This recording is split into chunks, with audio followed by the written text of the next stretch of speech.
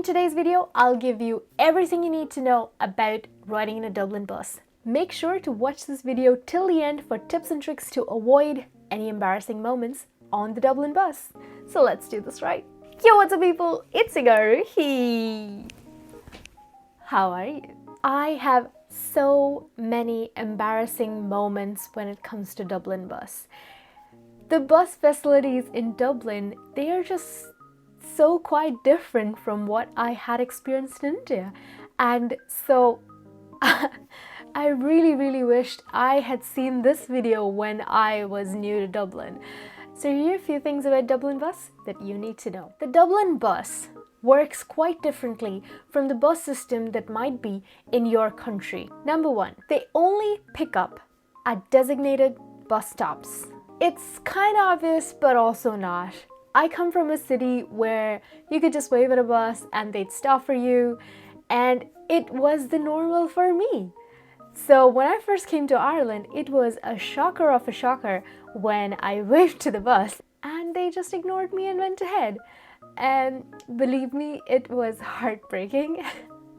Number two, make sure to download the Dublin Bus App. It is a lifesaver with its amazing features such as search by stop number, search by route, search by address, stops near me. You can also favorite your most used bus stops. Clicking on the stop name will give you real-time information on all the buses that are picking on that stop in the next half an hour to 45 minutes. Number three, always carry exact change. Dublin bus drivers are not allowed to give back change. So if you happen to not have your leap card or an exact change, you might end up giving more than the bus fare charge, and there's nothing that the Dublin bus drivers can do for you, even if it is a 10-euro note for a 250-euro journey. Number four, to avoid the problem that I listed in number three, for students as well as for professionals who are coming to Ireland for the first time, just get yourself a simple leap card. These are available easily in the Spar stores, and you can top them up as needed to get you through the first few weeks to avoid the hassle of carrying change everywhere. Number five, this has happened so many times to me in Dublin that it doesn't even make sense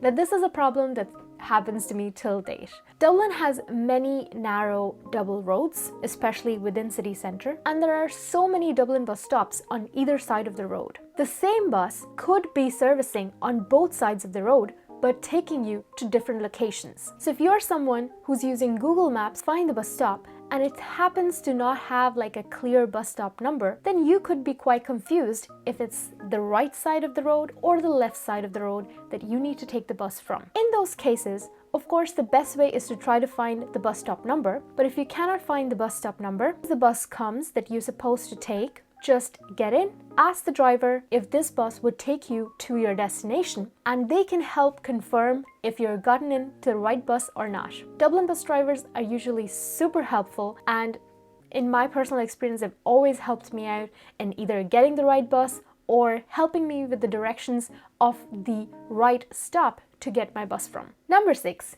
it's time to pay the bus fare. Now there are three ways to pay the bus fare in Dublin buses. Now two of these ways are located on the left side when you enter the bus, and the third way is located on the right side when you enter the bus. Let's talk about the first two ways which are available near the driver. The first one is the cash counter. Of course, if you don't have a leap card, your leap card is not topped up, or you just happen to have change that you want to use to pay the bus fare, you can just ask the driver about the bus fare that you're expected to pay for the destination that you want to travel to, take the exact change and put them in the cash counter. Once the driver is happy with the amount that you've paid, he will give you a bus ticket. Make sure to keep the bus ticket in handy because sometimes there are surprise checks in the buses. The second option is the tag machine located near the driver. Now this tag machine is the usual tag machine that you'd go to. Say for example, you take a bus from destination A to B and it doesn't cover the whole of the bus route. In that case, you're only expected to pay part of the bus fare and not the full amount. Having a leap card, you can use the tag machine near the driver, put the card on the tag machine, tell the driver where you're expecting to get off, and they will charge you just for the length of that journey, instead of charging you the full amount. The last option to pay the bus fare is the tag machine located on the pole on the right side when you enter the bus. Now this is a great machine to use for three reasons. If you're traveling the whole of the bus route, that is, from the first stop to the last stop. Second, if you're using a weekly or monthly Rambler ticket, and third is if you're using a tax saver ticket. In all three cases, you can just use the tag machine on the pole on the right side when you enter the bus without having to interact with the bus driver. I'd recommend this option for seasoned travelers or people who know what they're doing. If you want more information or want to get the Rambler ticket, you can go to your nearest Spar store. If you want more information about the tax saver ticket, you need to get in touch with your employer and see if they provide you with the option to get it. Number 7. Once inside the bus,